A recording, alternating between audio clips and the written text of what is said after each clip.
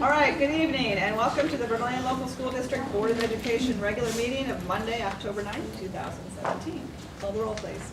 Mr. Haberman. Here. Mrs. Ennis. Here. Mrs. Russell. Here. Mr. Stark. Here. And Mrs. Stuck. Here. Now we're going to welcome our students of the month, and they're going to tell you a little bit about themselves. Is there anybody else that arrived after I talked to them at all? Okay, bring the line on up, and here we go. Go ahead. Your name? Evan, What grade are you in, Evan? fourth grade, Who's your teacher? Mrs. Sprinkle, And what do you want to be when you grow up, Evan? boys. Very good.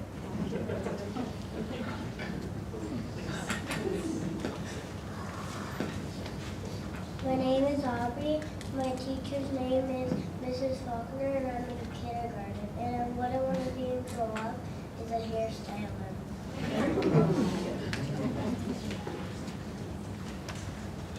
My name's Lily, and I'm in first grade. And my teacher's name, well, I actually have two teachers. One's name is Mrs. Y, and one's name is Mr. Malier. And what I want to be when I grow up is a teacher. Stay up here. My name is Stephanie, and I'm in second grade, and my teacher is Mrs. Becker, and when I grow up, I want to be a vet. A lab.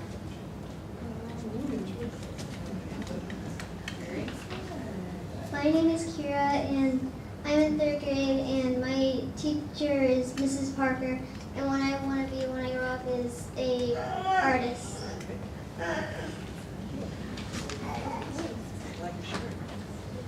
My name is Landon. My teacher's name is Mrs. Truax. I'm in third grade, and when I want to grow up, a football player. Thank you. My name is Casey, and my teacher name is Mrs. Karis, and when I'm going to be a vet. Did I get everybody? Yeah. All right. Now, if everyone else would please rise.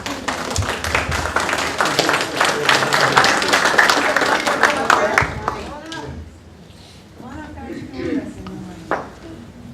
And they're going to lead us in the Pledge of Allegiance, followed by a moment of silence. There's the flag. Ready? Allegiance to the flag of the United States of America and to the republic for which it stands, one nation, under God, indivisible, with liberty and justice for all.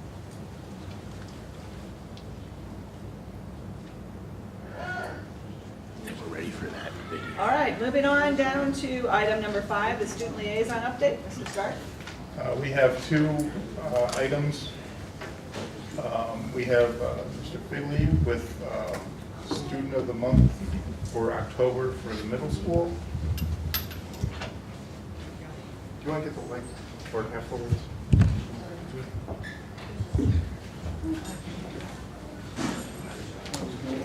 This would be the students of the month right here. We had 15 students of the month. My name is Sean Wester. My favorite thing about school is math. My name is Allison Smith. My favorite thing about school is reading. My name is Vincent Christian. My favorite thing about school is gym class. My name is Gianna Soto, and my favorite thing about school is math. My name is Devin Tippett. My favorite thing about school is gym.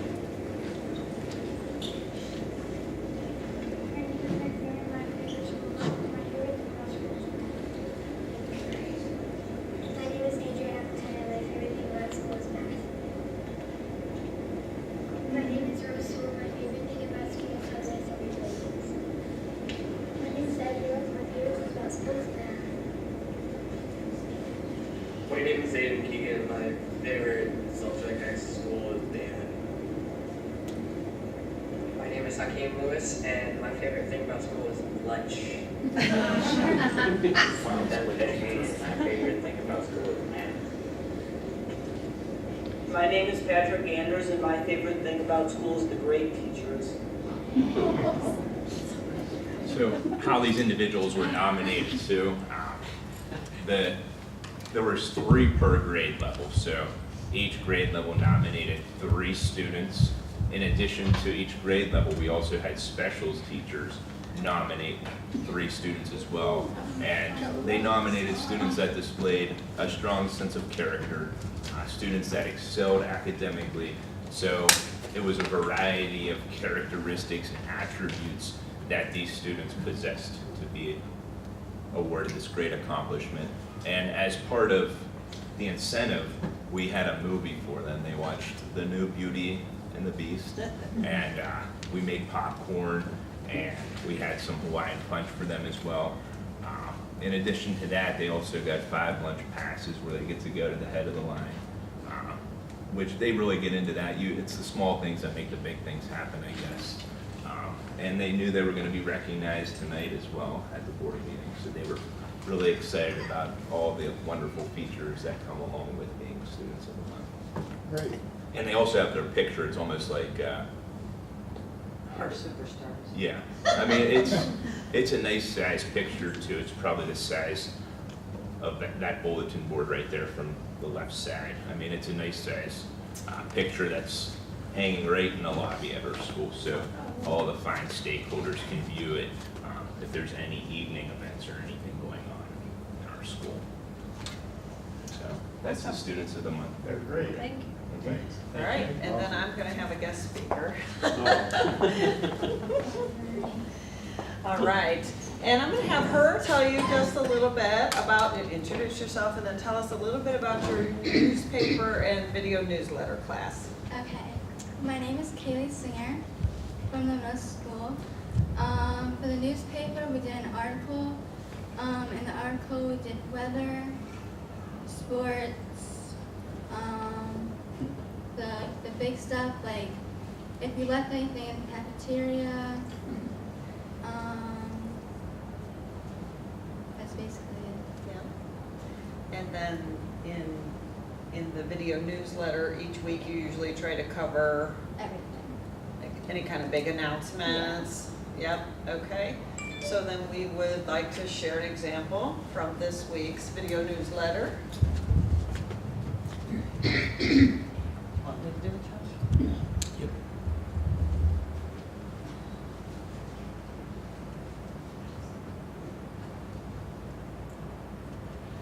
Well, I would like to, but I'm not able to.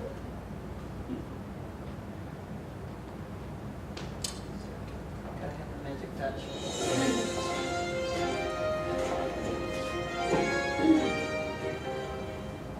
Hey there, Sailor Abdullah, and I'm Neil, and this is your Sailor Abdullah.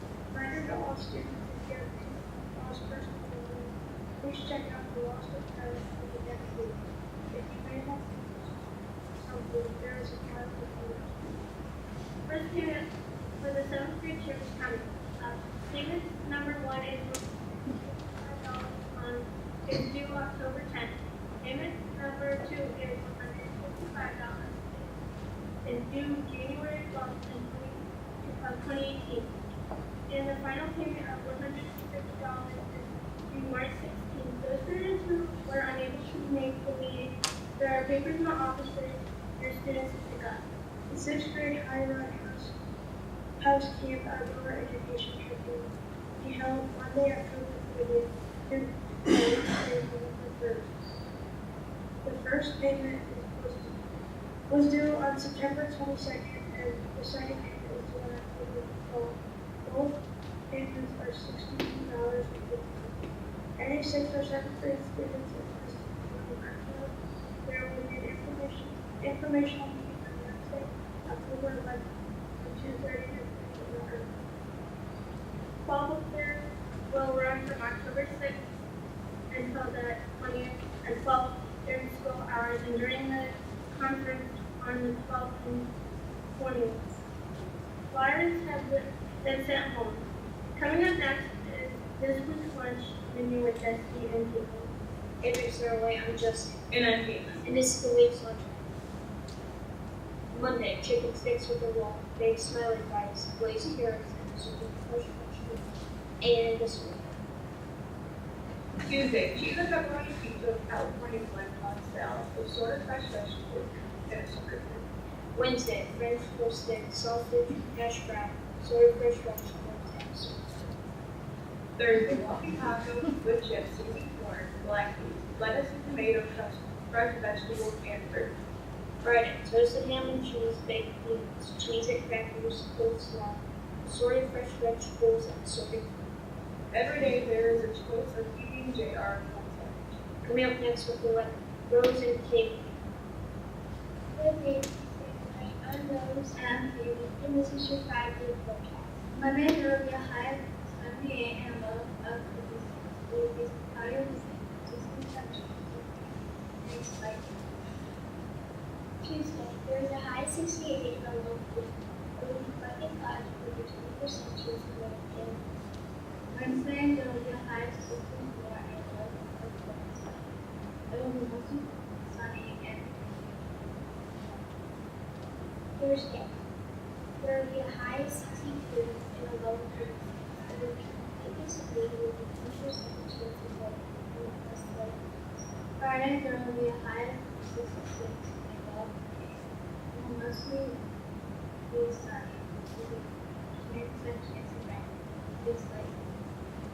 Next, your 5-day forecast. Up next is sports with Halloween and Hi, I'm Corey. And I'm Irene. Snowski volleyball defeated Edison on Monday, improving their record to 13-2. They will face off against Huron on the 9th. 7th grade football lost against Arbor Thursday by a final of 18-16. They will be on the road next Saturday as they face. Come on, support so the better.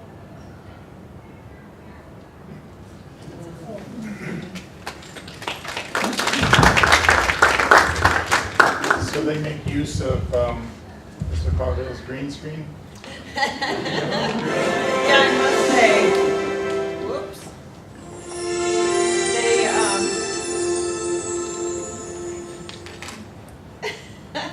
Mr. Caudill did create the green screen room that they are using now, and we graciously borrow that video camera right over there every week. And Mr. Rice helps with the video newsletter, and then Laura Heil does the newspaper part of it. So they split the class every 4.5 weeks. They switch, and Great.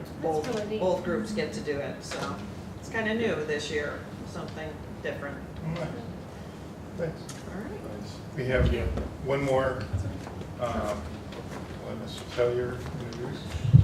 Yeah, hi, it's going to be my honor to talk about a new program and things we have going on here at the high school.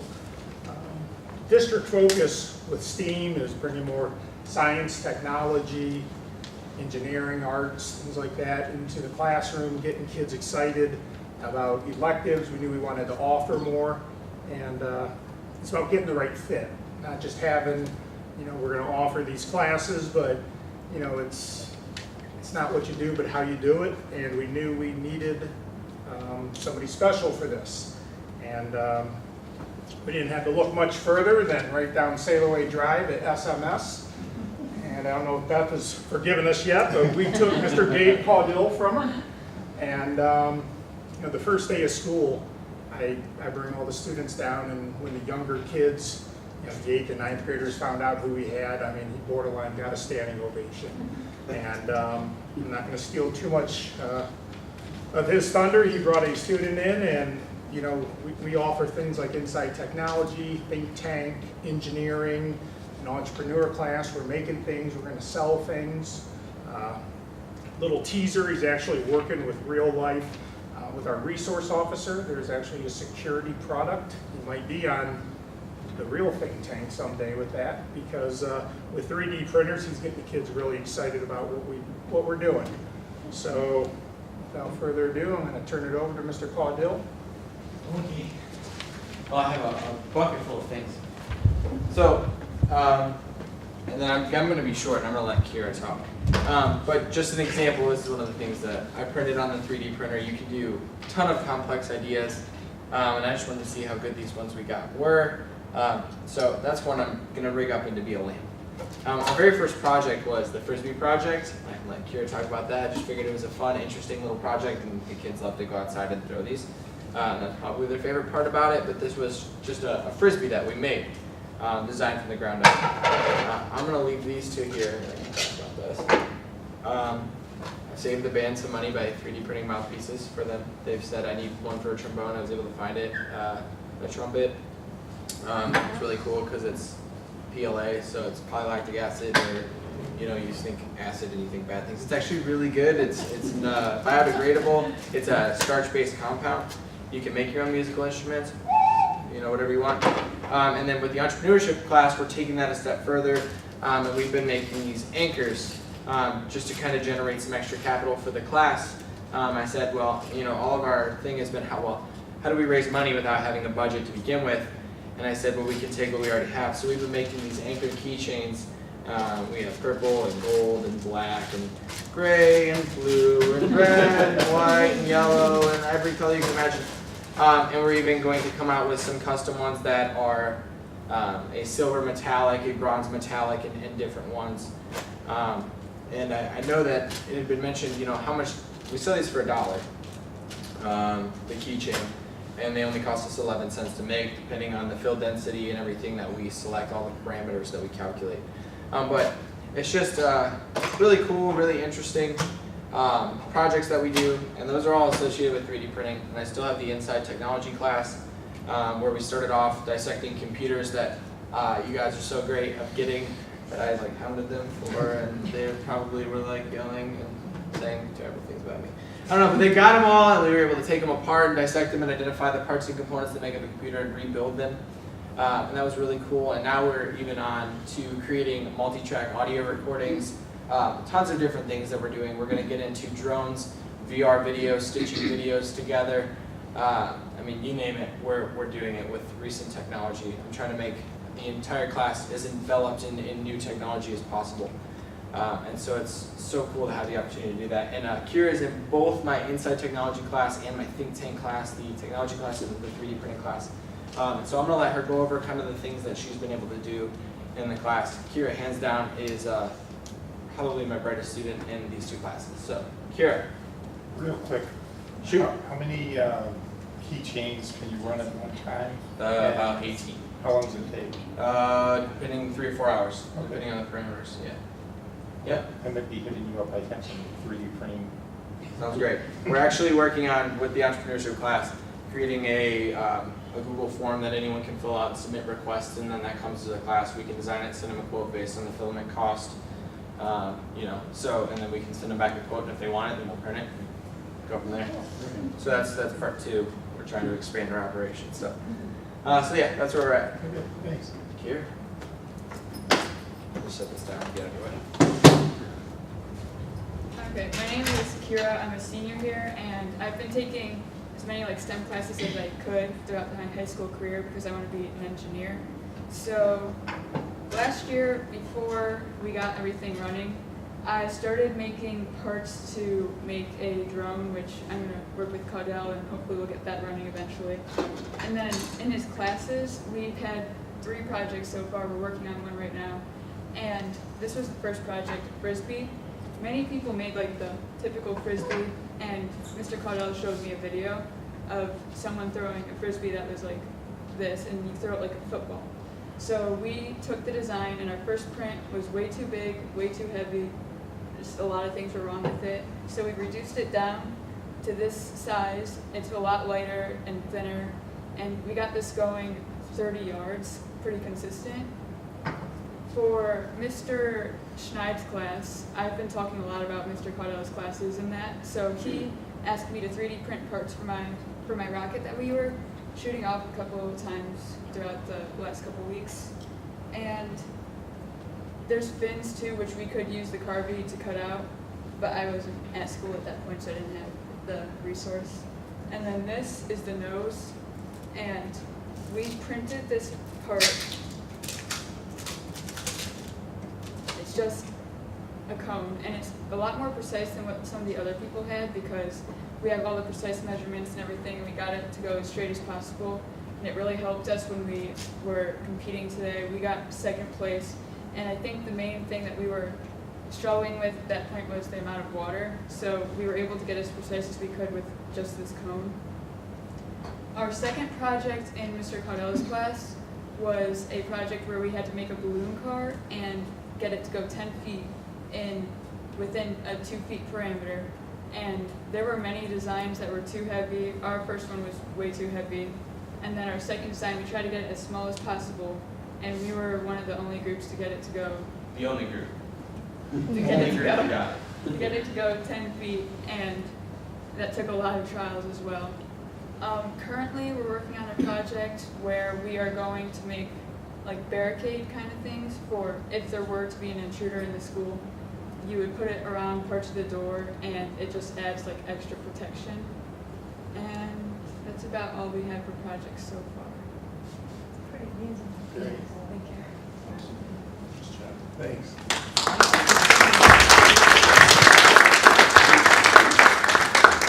And moving forward, just real quick, I'm working currently with Zerko Medical. It's a subdivision of Ventures, and trying to get more relatable and unique tasks.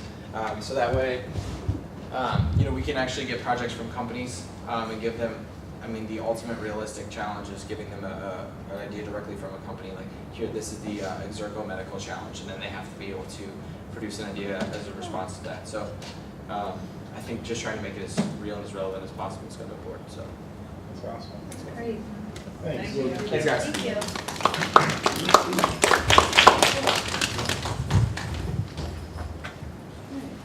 On to item number 6, legislative update.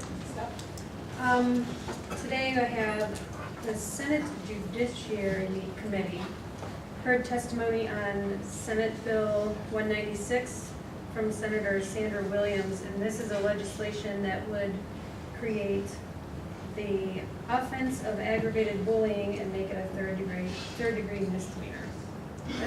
That's all that's going on that I saw, besides House Bill 235 was passed, and that outlines procedures for the General Assembly's approval or disapproval of Every Student Succeeds Act plan. So it's just kind of quiet. Very good. Thank you. Item 7, Superintendent's report. Okay, I don't have this as number 1 on the report, but I'd like to introduce Catherine Bailey tonight. She's in the audience, and she's going to come up and say a few things about herself.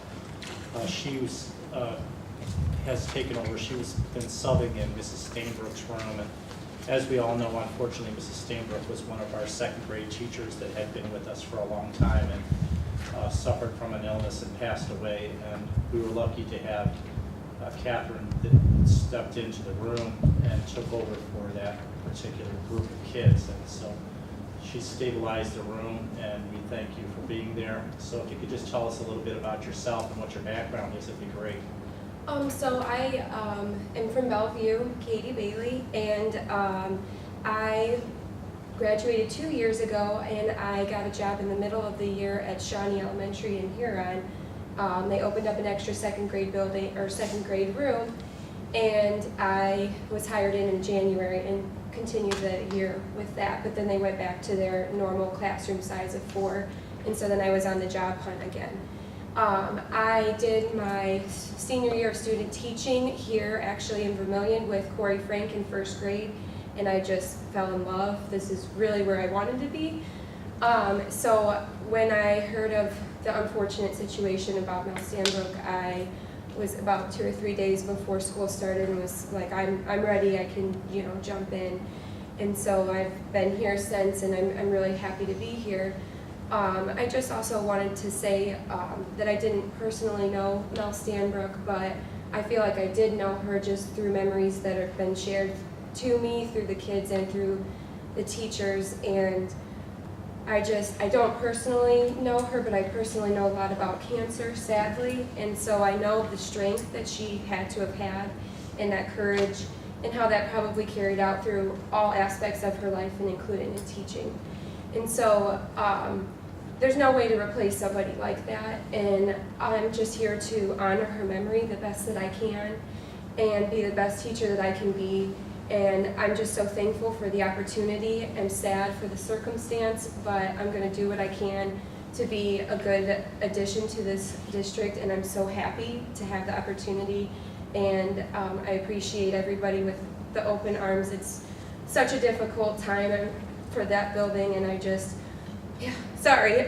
happy to be here and hoping that I can do the best that I can for the kids, and that's really why I'm here, and I'm really appreciative of having this opportunity. And thank you. Well, I'm glad you didn't step in. Thank you. Glad you want to be here too. I'm really happy to be here. I'm really happy to be here, so thank you.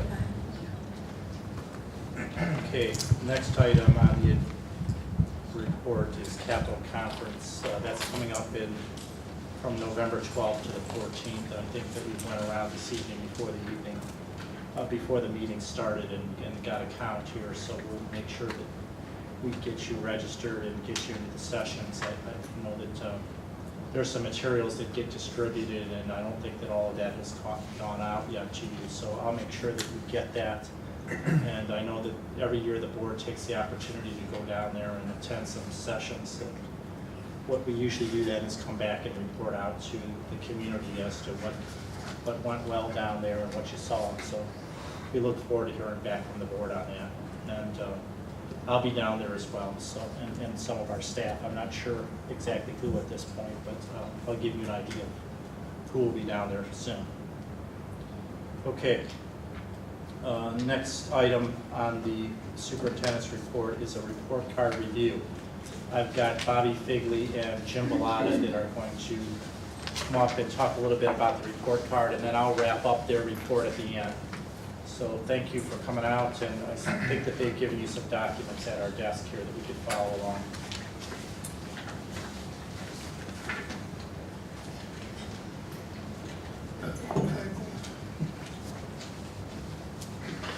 Before we get started, I just wanted to say that you'll see the report card. You remember that these tests are given once a year.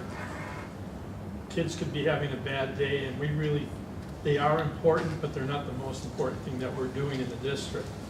What Mr. Caudell showed, that's to me what's important. It's really getting kids ready for their college or a career, getting them thinking about more than just really reading and writing. Not that that's not important, it is, but this other stuff is even more important to me. You're getting real life experiences. So keep that in mind when we go over the report card. We're not really totally happy with the results, but we're not totally discouraged either. And just to echo what Mr. Bellata is saying here, I think a lot of times we look at this report card and we see a D or an F, and we automatically assume that there's so many negative things occurring in the classroom. So what Mr. Bellata and myself did here, we sort of developed some positive things to take from our report card. Starting with this very first document, and you should have this in front of you. This is a comparison of how we did as a school district versus the state average. Because what the state actually does, they set these lofty indicators, these very high indicators where they expect at least 80% of the students to pass. So 80% of the students need to be at the proficient level or higher. And if they are, for each tested subject, you met the indicator with regards to achievement. So what we did here, we did a little comparison to how we did versus the state average. So you can see that what we did right here, in English Language Arts grade 3, we had 79.3% of our students at the proficient level or higher, whereas the state average was only at 63.7%. So no, we didn't meet the indicator, but you could see that we scored a lot higher than the state average, and that's pretty consistent across the board. If you just glance over, and we check marked the categories that we scored higher in. And what it boils down to is there were 23 indicators that Mr. Bellata and myself, we tallied. And of those 23 indicators, we scored higher than the average on 18 of the 23 indicators. So approximately 78% of the indicators, we were higher than the state average. Let me point out as well, for example, that third grade result, 79.3, you needed 80%, so we missed by one kid, but we're counted like we didn't pass that indicator by one student. So it's not really fair, we don't believe, the way that they measure the success. So just keep that in mind, and you'll see some others that are pretty close to the 80%. Okay, the next thing we want to draw your attention to is how we compared against some of the subgroups. More specifically, how we compared against the economically disadvantaged and the special education population. The economically disadvantaged population, the state average for math was 45.8%.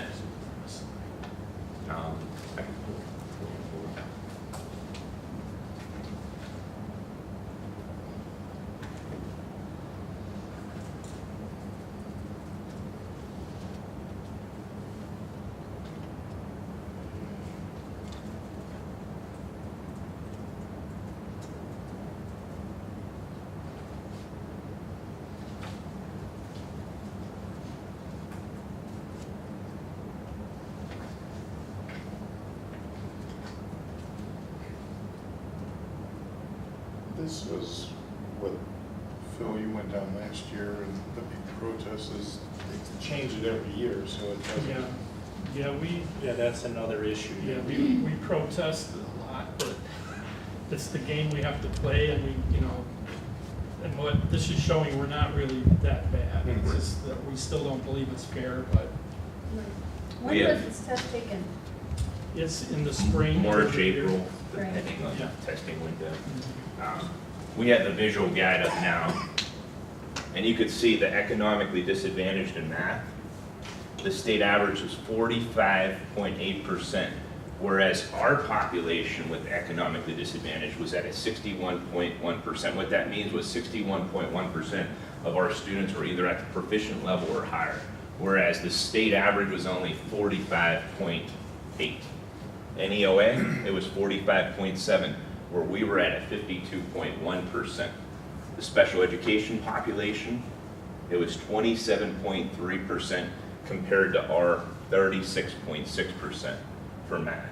For EOA, the state average was 25.2%, where the our average was 31.3%. So you could see, again, we didn't meet the AMO or the indicator specifically, but you could see we outscored the state substantially. We had a rather significant disparity there with the percentage that we were above across the board with those subgroups. Another thing that was very interesting to us was how we did in comparison to last year. And we could pull this up for you.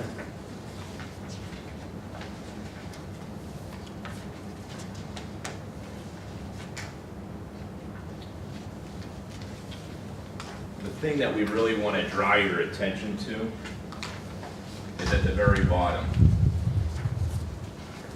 right here. We went from 65.5% of our students at the proficient level or higher to 69.2%. And that doesn't seem like much, but it's small gains like that over the long course of time are going to translate to, an abundant amount of success when we look at the entire picture. And what that boils down to, it's a plus 3.7% increase. So that's approximately 150 tests that we moved to the proficient level or higher. So this is just another indicator that we are trending in the right direction, that there are a lot of positive things occurring in the classroom. And this would validate that. We had about 150 more tests that were pushed either from the limited or basic range to the proficient range. To us, that is extremely successful because we have more students experiencing that success, which is huge. So without further hesitation, we developed a PowerPoint presentation. And what we're going to do, we're just going to explain each category. Quickly. Yeah, quickly. We're trying to be quick about it, but you can see it's very complicated, the report card. It's not, when you look at it, you see the D's, F, and grades and so forth. We want to explain what those all mean. All right, so the first component we already sort of explained. The performance index, we had a C there. And yeah, it's fine. Kill the link. What that is the state, they assess you, and you earn more points if you have students that score in the top 2 testing categories. There's 5 testing categories: limited, basic, proficient, accelerated, and advanced, and you get more points with the students that score in the higher range. The indicators, we sort of already talked about that. Regardless of the test, you need to have at least 80% of your students or higher at that proficient level. And if you did, you got a point for that. If you didn't, you don't earn the point. But you could see, even though this was a D, if you compare our results to the average state results, you could see that we did remarkably better than the state average. Progress, that's sort of a dicey thing. The best way to explain that on the most basic level, there's this NCE score, and what that is, that's like a percentile rank. So if you had student A score in the 50th percentile, and if that same student scored in the 50th percentile the following year, that would actually be, according to the state, 1 year's growth, which would be considered a 0 or a C on the district report card. So overall, if you have a C, according to the Ohio Department of Education, that's actually 1 year's growth. So I know if certain community members look at that and they see a C, they're thinking, oh, it's probably not that good. But according to the Ohio Department of Education, if you have a C, that's adequate growth, and that's what the state expects. The gap closing, which is this next component right here,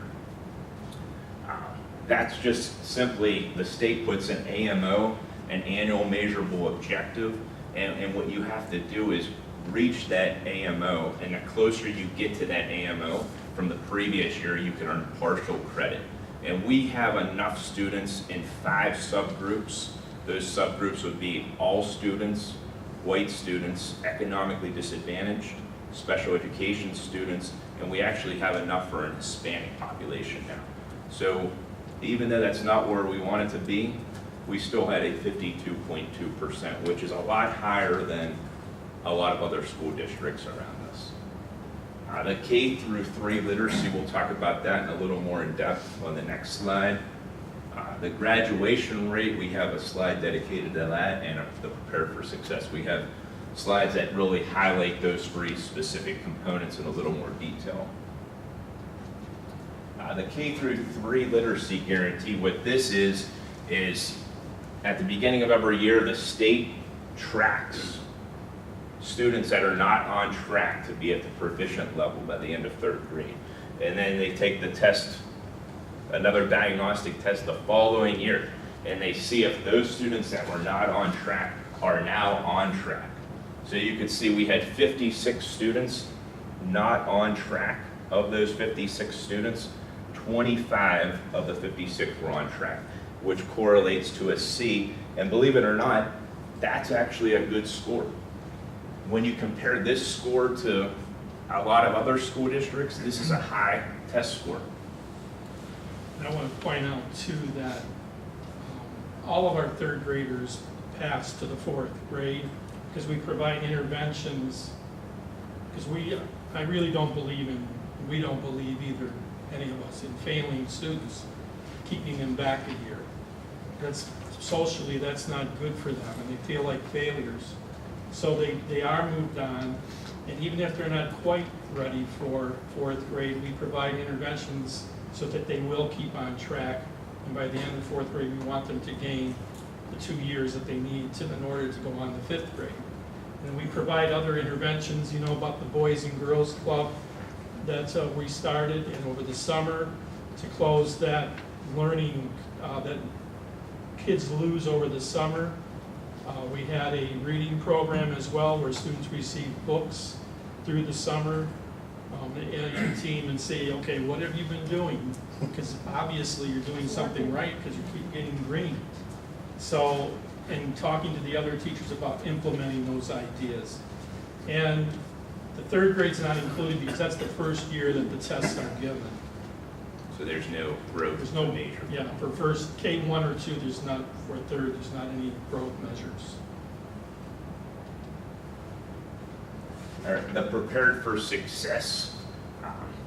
I guess Try to explain this one. on the most basic level, I guess what you could say is we earn credit if there's ACT or SAT participation, if you earn an honors diploma, or if you have a recognized industry credential. So what's funny about this is it's the cohorts over 2 years, so we're still being assessed off of students that graduated the previous year. Whether you think that's fair or unfair, that's the rules we got to play by. So a cohort's actually 2 grade levels, but on the most basic level, each student is worth 1 point, and they could earn a point if they have full participation. When they should have, that after their 4 years, and that's the 5-year graduation rate, and 95% of those students reach their diploma as well. And then we always offer, with our workforce development program, any student, as long as they came to Vermilion, even those that didn't come to Vermilion, they could join and get their diploma. And we've graduated quite a few kids from Amherst and other areas that did not earn their diplomas in other districts, but they came here and did. We're open to all the kids. And then we also thought that this was vitally important too. Some factors that aren't necessarily considered into the equation with the district report card that we do at Vermilion would be preparing our students with college and career readiness skills, counseling support, athletics, music, art, drama, film, broadcast journalism. Over the past summer, they did a camp convention at the elementary. Boys and Girls Club that's currently going on at both the elementary and the middle school. So what we're doing, we're putting different resources and programs in place to make our students more well-rounded so they'll be more successful and increase the likelihood that they'll go out and live a productive life, something that goes beyond whether or not you passed or failed a certain exam. So those are some different things that we're doing as a school district to ensure the success of our students. So I want you to just think about in the community as well, think about what makes a school district great. I mean, what do you want to see in a school district? I think it's more than this report card. I mean, this is important, but these things are just as important to raise students and children so they can be successful, and that's our goal. Once they leave here from high school, our goal is for them to know what they want to do in life and to make their next step. Not that they can't change their mind 4 or 5 years from now, as many people do, but what's your next step going to be? Not just graduating, that's great, but you have to have another goal in mind once you graduate. And that's what we tell our counselors, to work with the kids, come up with success plans for each student. And that's why we have 3 counselors. Thank you, board, for allowing us to have the 3 counselors. And we have an elementary and a middle school counselor, where many districts don't have elementary counselors or middle school. But all that support, we believe, is important, so that once they leave here, they know what they want to do, and they know what their strengths are, they know what their passion is, and they go for it. And I think we've seen that tonight with our STEM, you know. Yeah, absolutely, it was a great segue. I think it's funny how prepared to success for success is a D, but our graduation rate is an A, which is success. Yeah. Right. Yeah. If they don't Seems a measure little- those things, these things, they don't Doesn't measure. match. Ultra successful with the district report card. So we were tentatively thinking about reaching out to them, seeing what kind of curriculum they use, how do they use their instructional time, what's their schedule look like, what resources do they use, what instructional strategies do they incorporate in their classrooms on a consistent basis. Another thing I think to take into consideration, as Mr. Bellotto already pointed out, It's one test, one I was day gonna given to say, you. maybe all the kids are having a good day. Yeah, exactly. I actually read an interesting article one time where they did a study where they gave a small group of students peppermints, and they didn't give it to another group of students. What they do, give them snacks? I mean, it's as simple as that, where that like stimulates the Yeah. brain, enhances memory consolidation, improves attention and focus. I mean, these are questions we can ask a district like Maplewood. What's your testing day look like? So, yeah, I mean, there is Yeah. information out there. Just, you know, I think we should be proud of our district. Yeah, be oh, I proud of our agree. kids. When you go, every night you see a bunch of kids involved with something. It's a great community. We're providing them more than academics. Not that that's not important, it is, but a well-rounded student is really important. And keeping them involved and keeping them busy and having things for them to do that they're interested in, that's important. And we're doing all that thanks to the board and the work that everyone's doing. I agree. I think we're doing the right things in our district, and I think that you're right. You know, everything as a whole is really on the right track, and we're making improvement, right? Absolutely. But I think it's also important, I think you really should reach out to this district because they are doing something different than us, right? And it With shows similar on the report demographics cards. too, yeah. And it may turn out to be something that we don't want to do, you know, or we don't Exactly. think is the right thing to do, but it's important to understand it. And then the other question I would have, or the other suggestion I would have is, the whole fifth grade thing. I don't stop trying to figure out why it's better.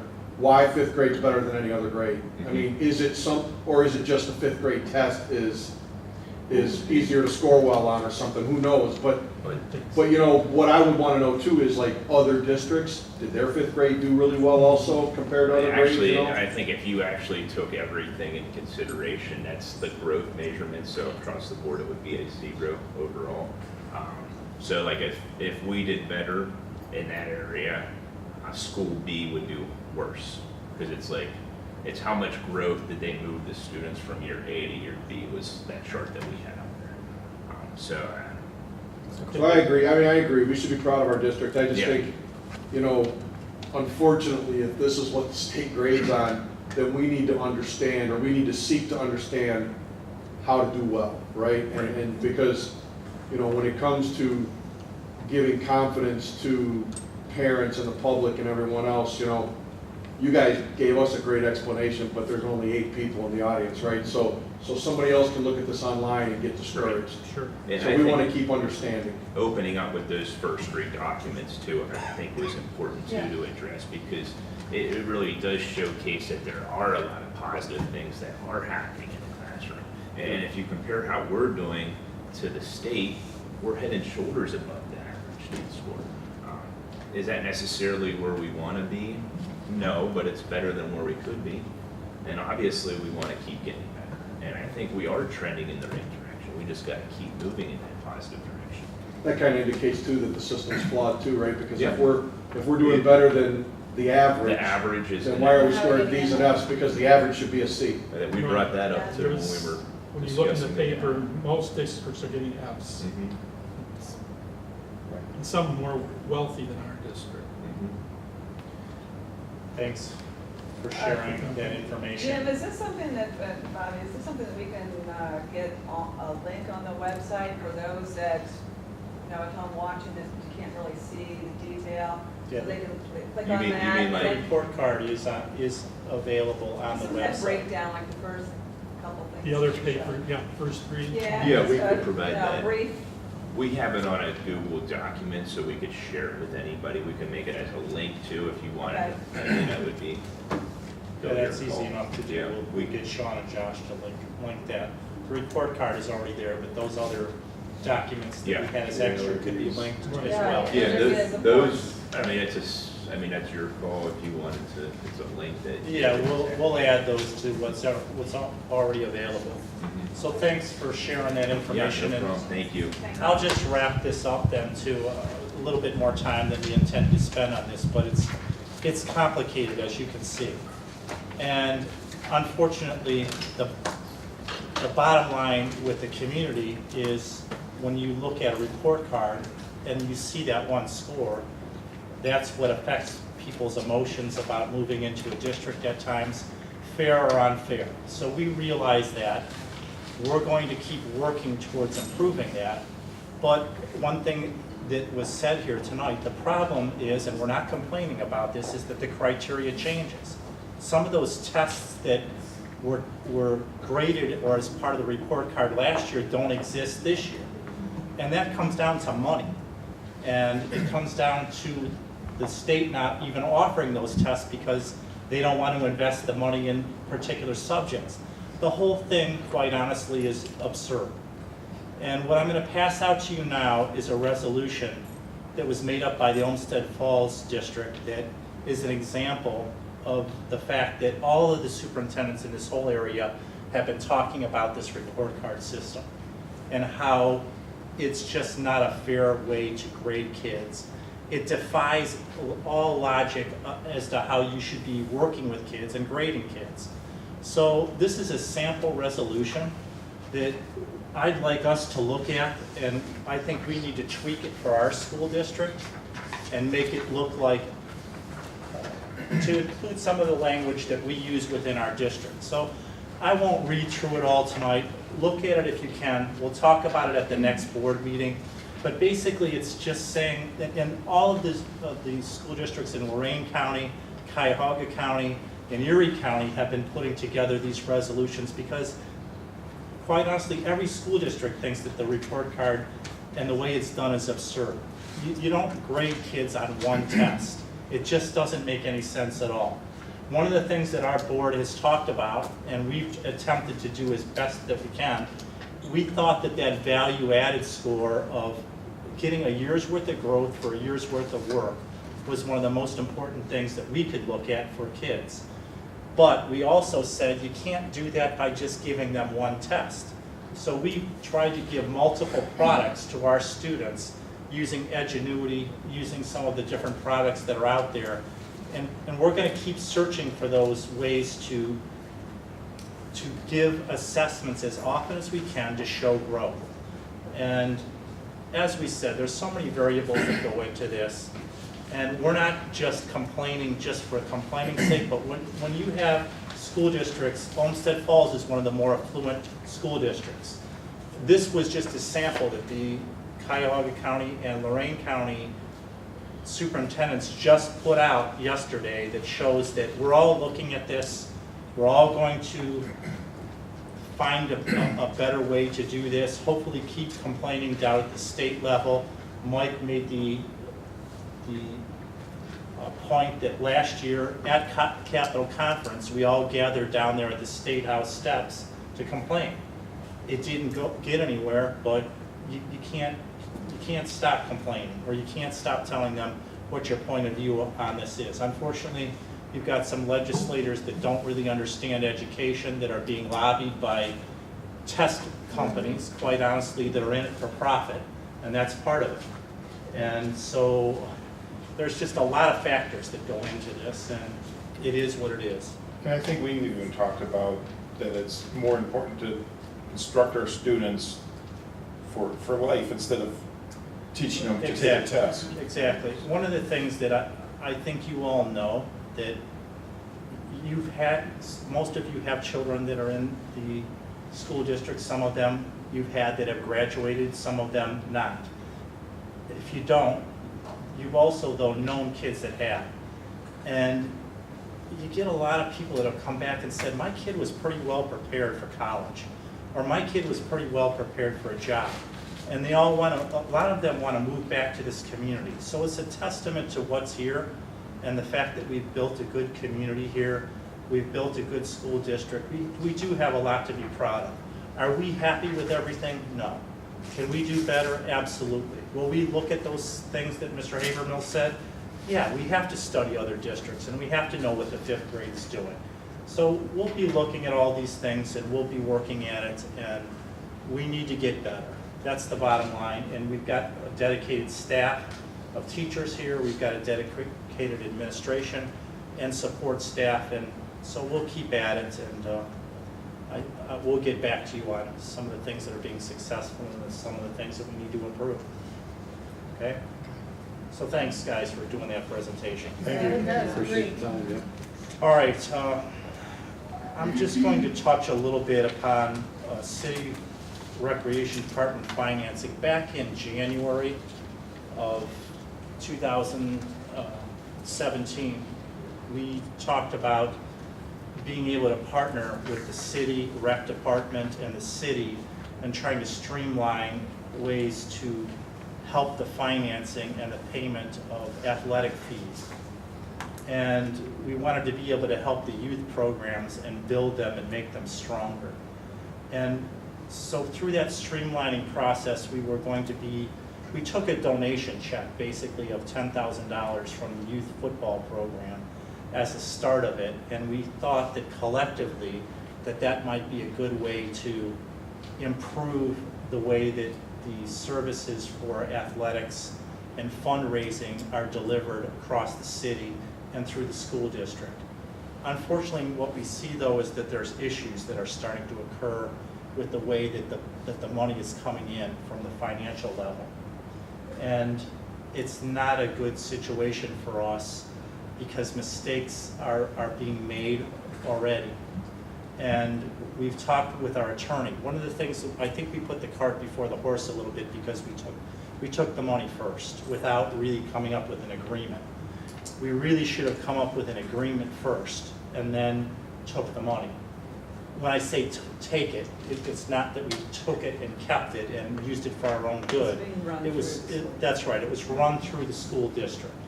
So we've consulted with our attorney. We've tried to look at a way to make this agreement work. But quite honestly, our attorney doesn't like it. He doesn't advise that we do it. He advises that we just disband this method right now of financing. So we had it on the agenda tonight to give back the money to the city and to the rec department. I haven't been able to get a hold of the city yet or the rec department, and I want to withdraw that off the consent agenda until the next meeting. But I wanted to just report out tonight that our attorney has advised us not to continue to do this.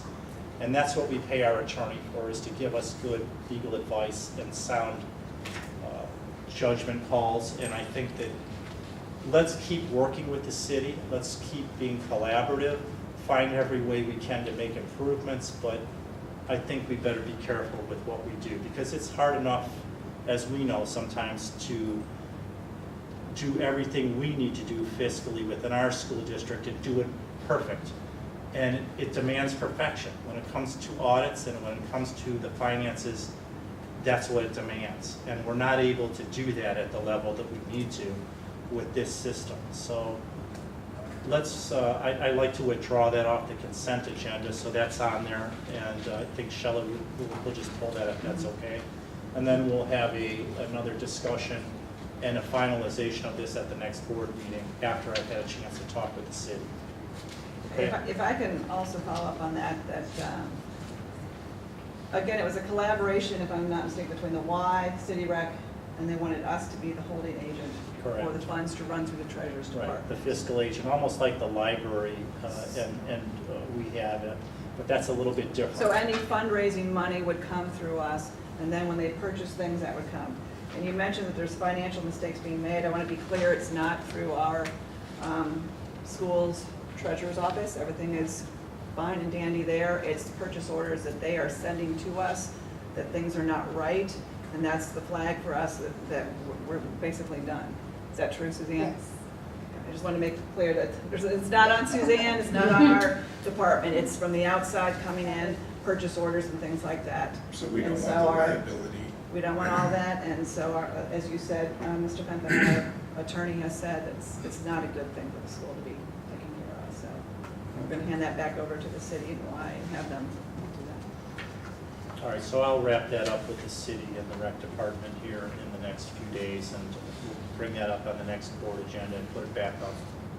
All right, one last item that's not on here, I just wanted to give you an update on the sale of the school. We're still, we received a verbal commitment from the gas company, and they were supposed to give us a document that said that even though we don't have the meter split, that we could proceed with the sale, and they were supposed to commit to us in writing to give us a document that would allow us to at least go on with the sale. We still don't have that in our possession, so we've waited long enough. If I need to go down and sit in their office personally and get that from them, we're being held hostage at this point by East Ohio Gas, and we can't continue to allow ourselves to be held hostage. This is community money. It's a community resource. We want to be able to move on it and can't. So we've made enough calls, and if it takes a personal visit, so be it. I'll wrap that up, and hopefully then by this special board meeting that we have at the end of the month, we'll be able to tell you that we can put that property up for auction. So I just wanted to update you on that. And that's all I have then for the superintendent's report. Any questions on that? Okay. All right, thank you very much. On to item number 8, the treasurer's report. Number 1, recommend a resolution to approve September 30th, 2017 financial reports.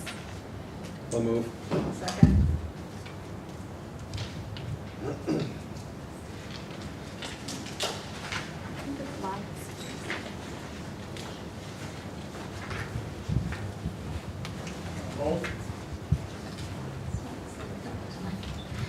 At the end of September, our target percentage was 25%. Our total revenues are at 40%. As I've stated at just about every meeting, we've received a majority of our real estate tax revenue for the first half of the year.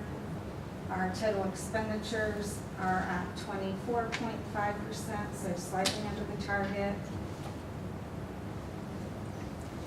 So here's a more detailed listing of our revenues and expenditures.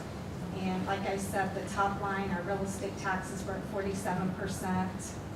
And most other revenues are 25, 26, 15, and 47%.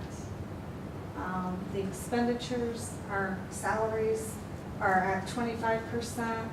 So we're right on target with those. Fringe benefits, we're slightly over, it says 30%. It does. And I footnoted that for you. We made a lump sum payment of about $360,000 for the early severance package that we offered.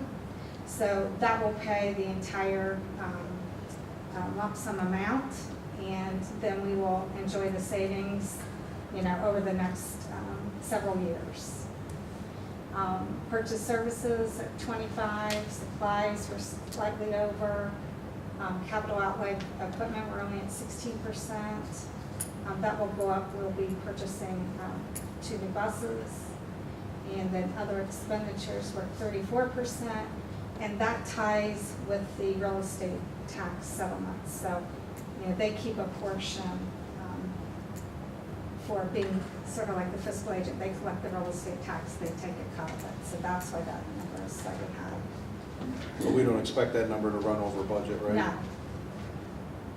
Just the earlier part of the year that we're having some of those expenditures. Gotcha. And then on the 30th, we'll have the special meeting, and we'll go over the 5-year forecast that'll be submitted.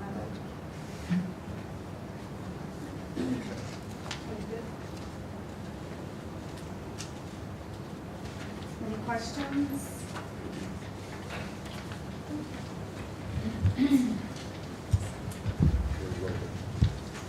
Call the roll, please.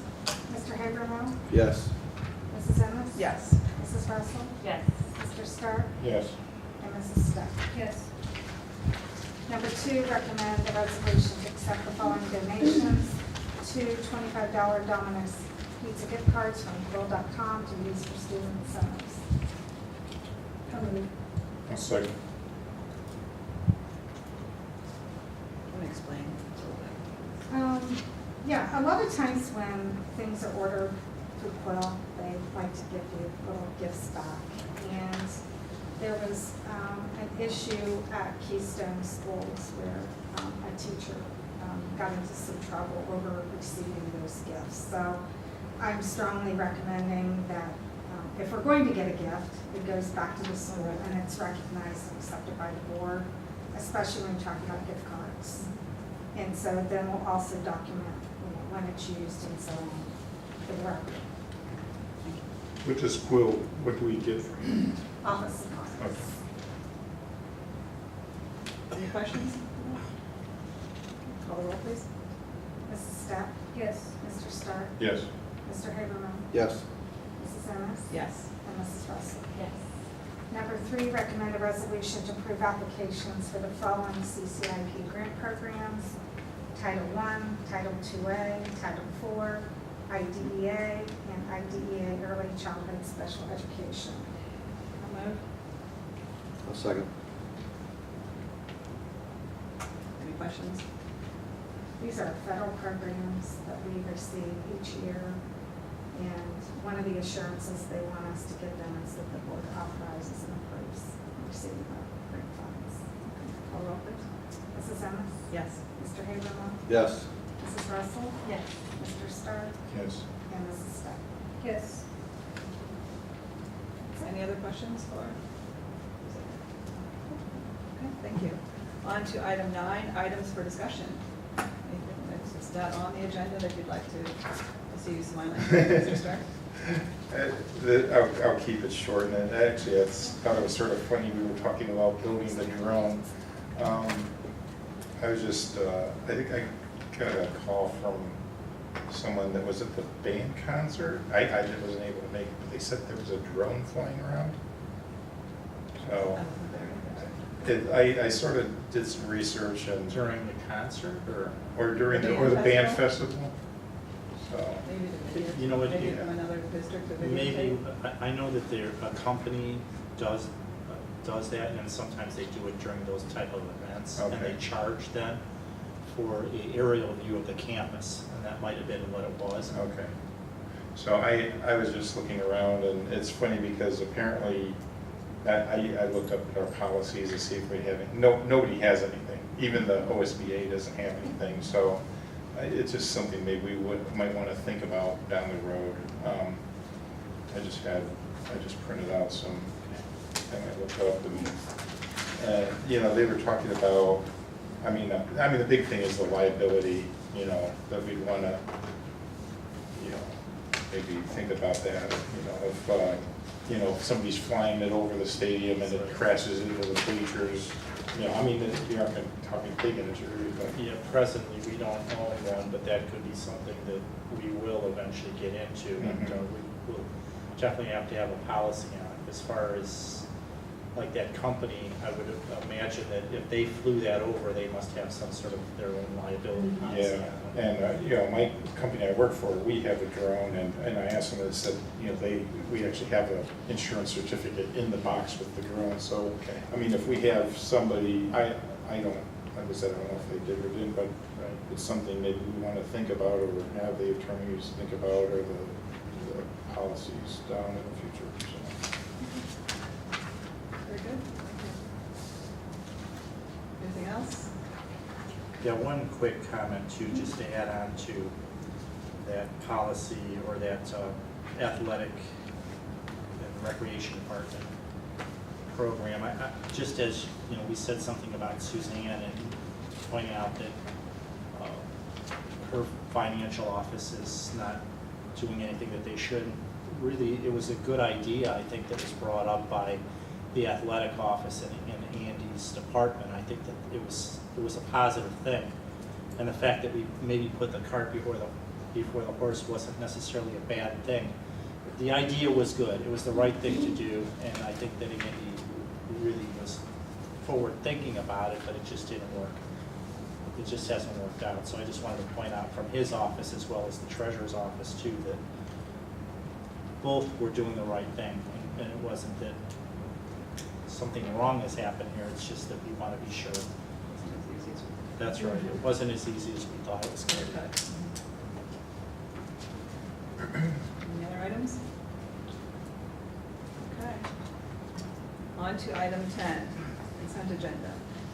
The superintendent and treasurer recommend that the Board of Education approve the consent agenda items. Action by the Board of Education and adoption of the consent agenda means that all items are adopted by one single motion unless a member of the board, the treasurer, or the superintendent requests that any such item be removed from the consent agenda and voted upon separately.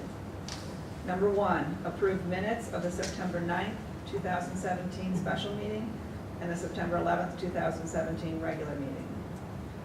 And crossed off number 2. Number 3, establish fund number 200-995A, the STEAM fund for Vermillion High School. 4, approve the appointment of Zach Dolick to the Ritter Public Library Board of Trustees for the term beginning January 1st, 2017, ending December 31st, 2024. 5, approve contract for children with disabilities, open enrollment with Huron Schools. 6, approve the following employment action. Letter of resignation from the following: Jenna Stack, teacher, effective September 22nd, 2017. Virginia Cook Brown, assistant drama club, SMS, effective immediately.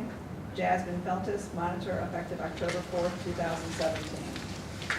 Short-term leave of absence to Lisa Rose, bus driver, through October 30th, 2017. 1-year limited teacher contract for the 2017-18 contract year to the following, pending verification of education and experience. Catherine Bailey, teacher, grade 2. Anne Marie Kuriger, teacher, preschool. 1-year limited special project contract for the 2017-18 contract year to the following, Lisa Fiedler, home instruction. 1-year limited additional duties contract for the 2017-18 contract year to the following, as listed. 1-year limited supplemental contract for the 2017-18 contract year for the following, as listed. 1-year limited contract for the position of student worker in the Work Experience and Career Exploration Program to the following, Emily Funk. Any items that you'd like to remove from consent agenda? Just as number 2. Number 2 on that.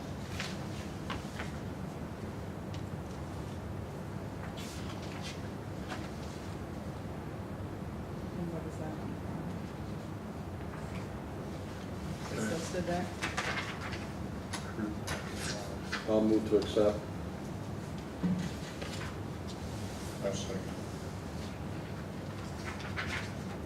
Right, this one right here. No, that's the one that's already on We there. already have one under the Zach one.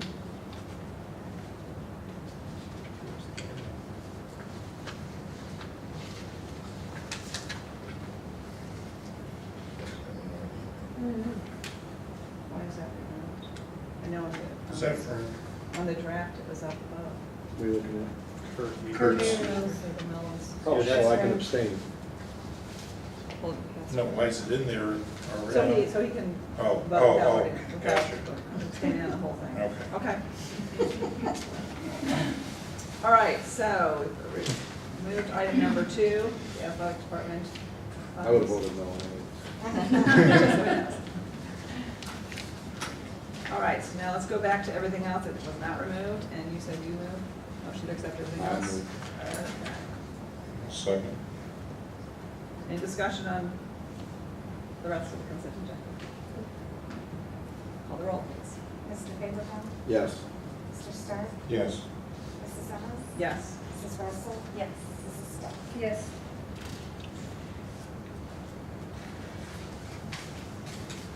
Okay, moving down to item 11, items removed from the consent agenda. Number 2, we will not be voting on, that's going to be pulled for a later date. But for tonight, we have a 1-year limited additional duties contract for 2017-18 contract year to the following: Kurt Habermel, SMS, trip instructional chaperone. I'll move. Second. Call the roll? Mrs. Ennis? Yes. Mrs. Steph? Yes. Mr. Habermill? Abstain. Mrs. Russell? Yes. And Mr. Stark? Yeah. Item 12, public participation. Anyone out there would like to come forward and speak?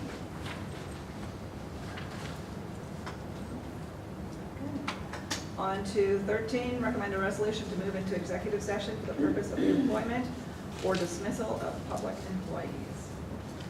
Do you want to cover the last? We'll jump down to the dates, okay? Yeah. Let's jump down to item 14 first. Date and location of upcoming board meetings held at Vermillion High School. Special meeting to go over the 5-year forecast, also to get information on treasurer search and some of these other things that we've discussed tonight. Will be done at the special meeting on Monday, October 30th at 7. Regular meeting, it's in bold because it was changed due to Capitol Conference, Monday, November 20th. Regular meeting, Monday, December 11th. Organizational meeting, Monday, January 8th, should be 2018. And regular meeting of Monday, January 8th at 7 in 2018. Those all good for right Yep. now? At least the next couple. All right, now back to recommend resolution to move into executive session for the purpose of the employment or dismissal of public employees. I'll move. Call the roll, please. Mrs. Steph? Yes. Mrs. Russell? Yes. Mr. Habermill? Yes. Mrs. Simmons? Yes. And Mr. Smith? Yes.